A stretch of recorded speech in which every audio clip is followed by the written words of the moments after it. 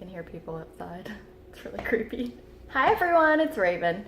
For today's video, I'm going to be testing out a new foundation that just launched. The foundation is called the CoverGirl True Blend Matte Made Foundation. So it's a new one at the drugstore. We're gonna give it a really good try. As you can see, I have my eyes done, but my face is looking real pasty.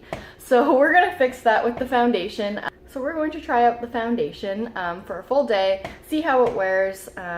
I'll give you my final thoughts and we'll see if it's a recommendation or not. So let's get started. All right, so I have my hair up. Again, the only thing I have on my face is concealer over the eyes, eye makeup, brows, and no complexion. I did take the liberty to pre-prime my face, so I used the Ordinary High Spreadability Fluid Primer. So I applied that all over my face.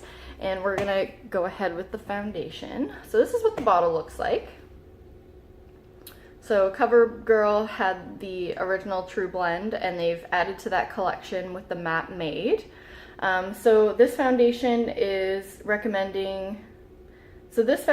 guaranteeing a comfort matte. It says that it's transfer resistant. Now, generally, I wear a powder over top of my foundation, so it prevents transfer regardless, but I'm kind of interested to see what the texture's like when this foundation dries down. It says that it's oil-free. Yeah. So we're gonna give this guy a try. The shade that I chose was M10.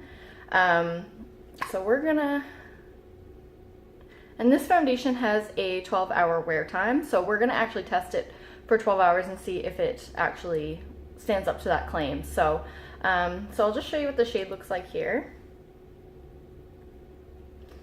So this is M10. So it does come with a pump, which I love. Now for me, compared to my neck, I'm not sure if this is gonna be a spot-on match. I feel like it's gonna run a little bit light. I guess we'll just have to test it out and see. I guess I could always put bronzer on if it is too light, but yeah, that's what the shade looks like there.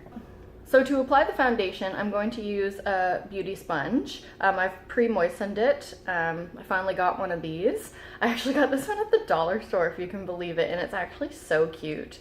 Like, I'm really actually liking this this shape because it has a pointed end and then it has a flat end, which I've already used, obviously. And I don't know, it works really well. Like, it does a good job blending, and I paid like $2 for it, so why wouldn't you, right? So we're gonna dip in.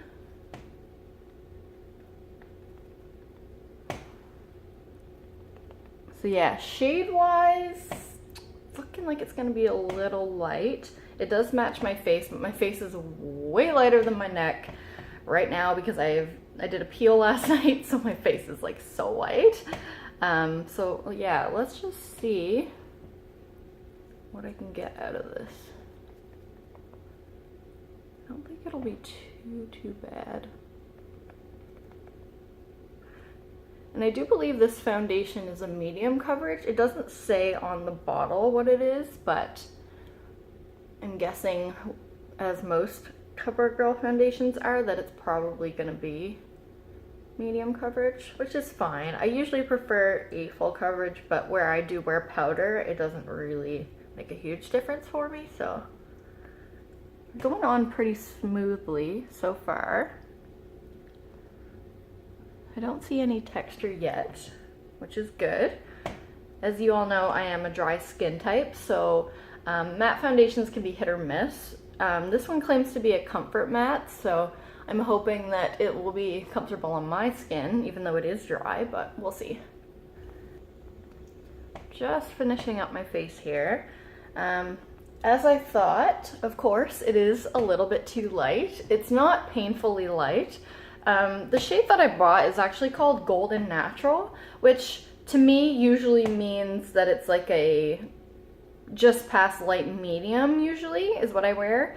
Anything with the word golden in it tends to be more of a yellowy undertone, which it is. It definitely is a yellow undertone, which is great. But it is a bit light. I probably would go up a shade or two just where I'm pretty tan right now, but I think for days where I'm a little slacking on my self tanner, I'd probably reach for this. So I've got it all blended out here. just to take a closer look. So it's not quite dried down yet, but it doesn't feel dry on the skin, which is really nice. It does feel very comfortable. Looks to be about a medium coverage, so I think I was right on that. I'm gonna blend a little bit more here, but it does cover, and it does feel really comfortable. So I'm gonna apply powder, and we're gonna see how it looks after a powder application. So for powder, I'm using the Maybelline Fit Me, the matte and poreless in 230. Just gonna go all over.